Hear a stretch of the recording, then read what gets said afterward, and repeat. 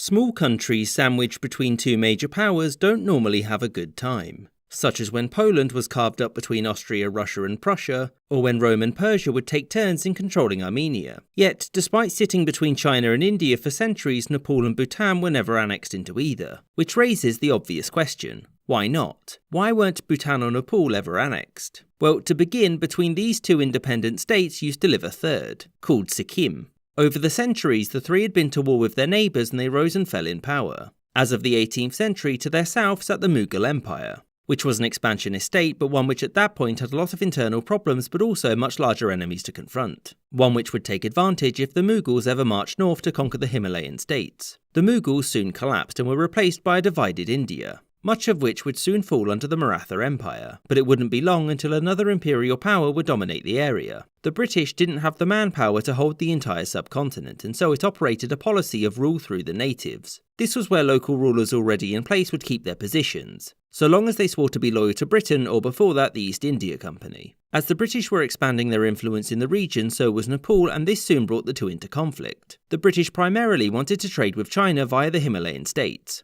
The Nepalese said no, a war was fought, the British won, and in return for trade concessions, Nepal and Sikkim retained their independence with a British guarantee on the condition that Britain would gain trade access, and Sikkim would soon afterwards become a protectorate. Bhutan wasn't conquered by the British either for one simple reason: mild confusion. When they first turned up, the British had no idea where China ended and whether or not Bhutan was a part of it. They found out that it wasn't, and so invade they did. The British couldn't control the entire state, and so in the end it got the lands of Darjeeling in return for a yearly stipend. After this though, the British were happy to have another buffer state, and after the British left the region, Nepal and Bhutan were both independent, and so neither were asked to join India or Pakistan. Whereas, since Sikkim was a British protectorate, it became an Indian one, and in the 1970s it formally joined the country. So what about China to the north? China claimed the Himalayan states as extensions of Tibet, which had been a Chinese puppet state since the early 18th century. 50 years later, Nepal invaded, won, the Qing retaliated, and when they won, Nepal was forced to pay an annual tribute.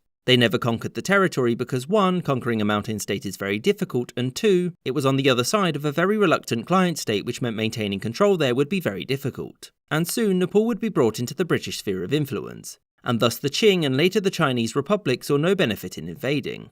Bhutan staying independent of China is largely the same. It was geographically very difficult to hold, had close relations with Tibet, and conquering it wouldn't provide much in benefits. And furthermore, when the British turned up and brought Bhutan into its sphere of influence, annexation would mean war. Obviously, the Chinese were very concerned that Britain would continue to expand its influence to Tibet. And so, when Britain offered recognition, China annexed Tibet instead, happy to temporarily lose these to permanently gain a much greater landmass. And after the communists took power in the country, Mao laid claim to all of these as extensions of Tibet. But even after the British left, China took no action against these countries, meaning that both of them would remain independent.